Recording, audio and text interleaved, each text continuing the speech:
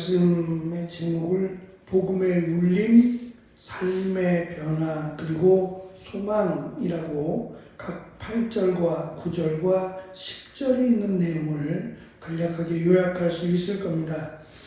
헬라어 성경은 8절의 시작을 왜냐하면 이라고 하는 접속사로 시작합니다.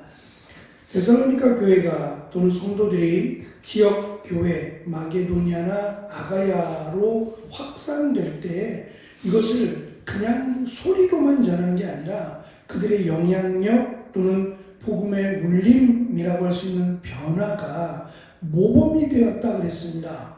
짧은 기간 동안 어쩌면 사도 바울이 이 복음을 전했던 많은 지역들 가운데 특별히 어쩔 수 없이 도망을 가야 했긴 했지만 짧은 기간 동안 그들에게 복음을 전하고 그들과 함께했던 그 짧은 시간에 비해서 많은 지역 교회들의 모범이 되었다라는 것은 사도 바울 역시도 놀랄 만한 일이었고 은혜로운 일이다라는 점을 강조해 왔습니다.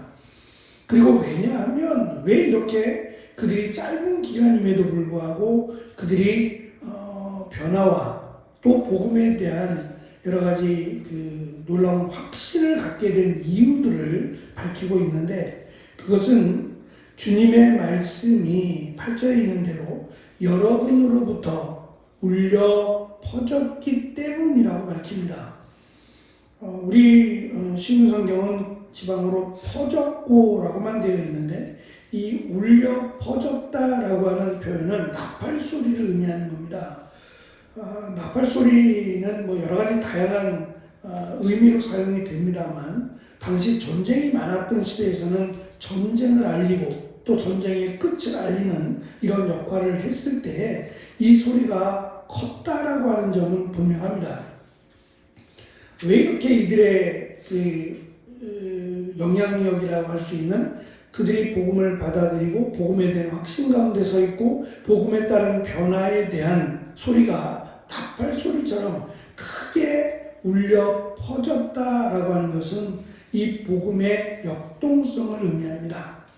사도 바울이 전하는 복음은 그냥 지나치는 소리들이 아닙니다. 다양한 우상들에 관한 하루 종일 그들은 이런 이야기들을 해왔어요. 무슨 우상에 대한 탄생, 우상에 대한 삶 이런 것들을 만들어내고 이런 것들을 나누는 것을 일상으로 여겨왔어요. 무료하니까. 지금처럼 뭐 다양한 콘텐츠가 있는 것도 아니고 그들의 삶은 그냥 늘 반복되는 삶인데 그 삶 속에서 나름 그들이 재미와 흥미를 갖게 되는 것이 이런 우상에 관한 이야기들이었어요. 그런데 이 우상에 대한 이야기들이 아니라 십자가에 달려 죽은 그리고 부활하신 그들이 직접 본 것이 아닙니다. 그럼에도 불구하고 이 복음을 받아들였다라고 하는 것은 복음의 역동성을 강조하는 말입니다. 이 복음의 확산은 사도들 뿐만 아니라 데살로니가 성도들의 직접적 활동을 통해서 이루어졌고 당시 데살로니가는 육로로 또는 해로로 굉장히 교통의 요충지와 같다고 했습니다. 그것의 영향을 받아서 이 지역적 특징의 영향을 받아서 더 빠르게 주변 지역으로 복음이 확산되어 갔다라고 말합니다. 말씀을 준비하면서 그런 생각이 들었어요. 한국교회가 140년입니다. 140년이 지나면서 어느 정도 정착을 하고 또 무리가 없어야 됨에도 불구하고 오히려 이단들에 의해서 복음이 또는 교회가 괴롭힘을 당한다, 어려움을 겪는다. 그 이유는 한 가지입니다. 복음에 대한 이 견고한 모습이 없기 때문이에요.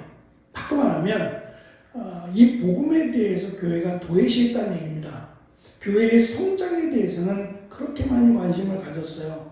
근데 이 성장이 자연적 성장이 돼야 돼요. 다시 말하면 복음으로 인해서 성장을 해야 돼요. 그게 정상입니다. 그래야 이단들이나 이런 잘못된 소식들에 대해서 현혹되지 않습니다. 그런데 이 성장에만 무게를 두다 보니까 뭐 교회를 건축한다 이런 다양한 전도 방식으로 복음을 성장하는 데만 나쁘다는 게 아니라 필요하긴 합니다. 하지만 성장에만 관심을 두다 보니 내실에는 오히려 관심이 없었던 거예요. 그러다 보니까 이단들이 현혹하는 일에 쓰러지고 말았어요. 그래서 건강한 교회를 세우자, 이제는 건강한 교회를 세우자라는 것이 한국교회 모토로 등장하기 시작합니다. 원래 그랬어야 합니다. 원래가 건강한 교회를 세우는 게 목적이 돼야지 크게 세우는 게 목적이 되면 안 됐는데, 이게 잘못된 인간의 욕심이죠. 결국은 이 욕심이 결국은 교회를 무너뜨리는 이런 방해 요인으로 작용했다라는 것을 다시 한번 생각하면서 그렇게 되면 안 되겠다라고 하는 생각을 다시금 다짐해 봅니다. 제대로 된 말씀, 제대로 된 복음으로 인해서 비록 짧은 시간이지만 데살로니가 교회가 변화가 되고 또 성도들이 진정으로 복음을 받아들이는 놀라운 역사를 강조합니다. 특별히 9절에는 데살로니가 교회의 성도들의 회심이라고 할 수 있는 것이 단순히 종교를 바꾼 것이 아니라 삶의 근본적인 방향을 전환했다라고 하는 점입니다. 그들은 우상에서 돌이켜 살아계시고 참되신 하나님을 섬겼다라고 강조합니다. 돌이킨다라고 하는 말은 방향을 바꾼다는 말만이 아니라 그들의 삶의 중심을 하나님께로 완전히 옮겼음을 의미합니다. 특별히 로마 사회는 말씀드린 다신교입니다. 다양한 종교, 이름도 알지 못하는 신이라고 할 만큼 관심이 많았어요. 그게 인간의 모습이에요. 이 신들 가운데, 이 신들을 다 섬기면, 이 신들 가운데 진짜가 있으면 다행이라는 거예요. 근데 성경은 분명하게 강조합니다. 신의 모양을 만들지 말라고요.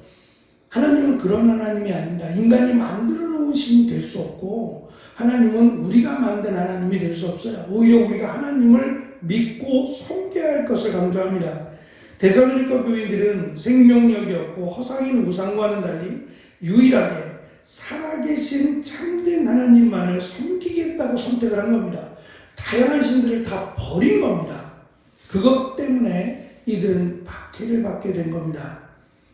데살로니가 교회의 신앙은 마지막 세 번째로 예수 그리스도의 재림에 소망을 두었습니다. 이 말은 재림이라고 하는 말은 예수님께서 이 땅에 오심과 죽으심과 부활을 전제로 하는 겁니다. 이게 없다면 재림이 없죠. 재림을 믿었다는 것은 예수님이 하나님이신데 그 하나님이 우리의 죄를 대속하기 위해 이 땅에 오셨음을 믿고 또 십자가에 달려 죽으시고 부활하셨다라는 것을 믿을 때 재림이 가능합니다.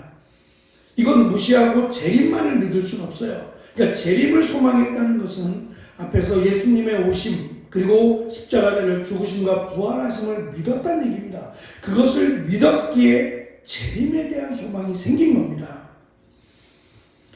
이 믿음은 그들의 신앙을 지탱하는 강력한 버팀목이 되었습니다. 10절에 보면 하늘로부터 그의 아들이 오실 것을 기다렸다 그랬습니다. 문제는 여기서 또 있어요. 사실은 신앙이라고 하는 것은 그냥 믿음으로 시작해서 믿음으로 끝나지만 이 믿음 가운데는 성숙이라고 하는 것이 필요합니다. 이들은 어찌 보면 제대로 믿었다라고도 할 수 있는 다양한 믿음과 사랑과 소망이 다 있어요. 문제는 이것을 잘 이해하기까지는 시간이 필요하다는 겁니다. 그래서 말씀을 배울 이유가 있는 거죠. 예수님이 오신다. 여기까지는 부활에 대한 재림에 대한 소망을까지는 아주 좋은데 문제는 언제 오시느냐에 대한 부분이 문제가 됩니다. 그것이 이제 데살로니가 후서에서 밝혀지는데 왜 안 오시냐? 우리는 이렇게 고난을 당하는데 왜 오시지 않느냐라고 하는 것에 대한 질문이 나오기 시작했고 그것을 잘못 받아들임으로 문제가 생기게 됩니다. 그들은 현재 겪는 고난, 다시 말하면 예수님을 믿음으로 또 유일하신 하나님을 믿음으로 받는 박해와 고난을 하나님의 진노, 하나님의 심판과 호통하지 않았습니다.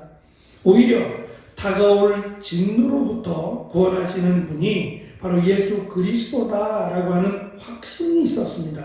이 믿음은 그들에게 현재의 박해, 현재의 고난을 견딜 수 있는 힘과 궁극적인 승리에 대한 확신을 주었습니다. 그래서 그들의 신앙이 모범이 되었고 그들의 신앙이 급속도로 주변 국가들에게 확산되는 일에 중요한 역할을 하게 됩니다.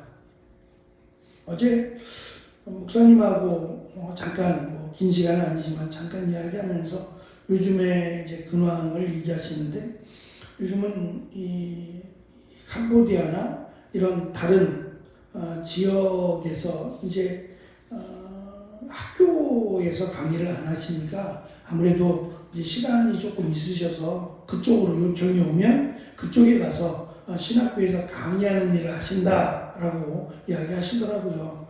그래서 제가 너무도 귀한 일을 하신다라고 말씀을 드렸어요. 말씀에 대한 깊이 있는 연구를 하신 분이 이렇게 신학교에 가서 학생들을 제대로 가르치고 그들을 세우는 일은 무엇보다 중요하니까 여러 가지 필요한 부분은 없지 않아 있겠지만 귀한 일을 하신다라고 말씀을 드렸어요. 제가 태국하고 중국을 선교하러 다니면서 피부로 느껴진 것은 안타까움입니다. 지금 오히려 그들이 제대로 된 책이 없어요. 교리에 대한 책도 없고 말씀을 가르치는 책도 없어요. 이제 그런 상황 속에서 이단들이 들어왔어요. 신천지나 이런 이단들이 들어가서 그들을 혼란시키고 있어요. 현혹시키고 있는데 이 바탕이 된 믿음이 없으니까 제대로 된 말씀이 없으니까 흩갈리는 겁니다. 그러니까 여기에 대한 위기를 느껴서 이제 선교사님들이 도움을 요청하고 있어요. 문제는 한국교회가 도움을 줘야 되는데 한국교회도 이단 때문에 시달리고 있고 어려움을 겪고 있는데 정작 그들이 원하는 그 도움을 주기가 어렵다는 점이에요. 그래서 들어오셨던 필리핀 선교사님하고 이야기를 나누면서 제가 필리핀에 들어가기 전까지 저희가 지금 하고 있는 또는 제가 말씀을 준비하면서 했던 책들을 이렇게 PDF로 넘겨줬어요. 넘겨주면서 한번 해보시라고. 어떻게 하면 좋을지 선교사님도 해보시고 저도 하면서 답을 찾아보자. 이거 말고도 좋은 책들이 많으니까 좋은 책들을 선별해서 보내드릴 테니까 그 책들을 보시고 어떻게 이것을 활용하면 좋을지를 함께 고민해 보자고 했습니다. 우리나라가 그때는 이제 이단들이 많지 않았잖아요. 복음을 받아들이는 것 자체가 문제가 됐고 목숨을 걸어야 되는데 이단들이 득세할 여력이 없었어요. 근데 우리나라에 이 복음이 확산될 수 있었던 것은 이렇게 마게도니아, 데살로니가 교회 성도들과 같은 어떤 구원의 확신 이런 것이 있었기 때문에 가능한 일이었고 또 한편으로는 선교사님들이 우리나라에 들어와서 가장 먼저 한 일이 성경책을 보급한 거였어요. 우리가 읽을 수 있는 성경책을 보급해 주었고 또 신학교를 세운 것이 아주 유효적절하게 복음이 급속도로 확산되는 영향을 미쳤다고 생각합니다. 그렇다면 우리가 저도 마찬가지지만 잠깐 가서 강의하고 특강하고 이런 것들은 크게 영향이 없어요. 도전은 줄 수 있지만 영향이 없고 그들에게 이 인쇄된 그들이 사용할 수 있는 책들이 필요한데 이 일에 대해서 함께 고민해보자. 제가 할 수 있는 대로 힘써서 보내드리겠다라고 말씀을 드렸습니다. 어떻게 될지 모르겠지만 저는 이 복음의 영향력을 믿습니다. 우리가 읽은 것처럼 이 복음의 제가 울림이라고 말씀을 드렸지만 이 복음의 역동성은 우리가 생각하는 것보다 훨씬 더 강하고 능력이 있습니다. 성령께서 함께 하실 것은 물론이고 이 복음을 통해서 하나님의 능력이 저들 가운데 함께 할 것을 우리는 믿습니다.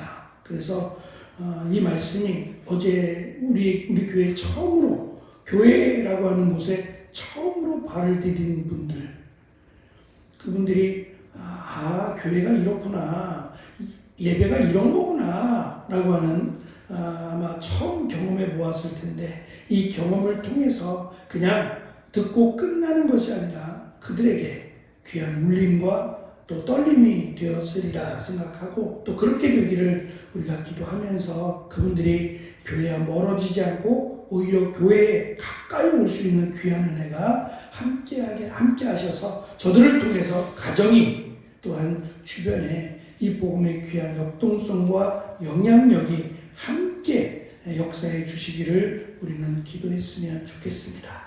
기도하겠습니다.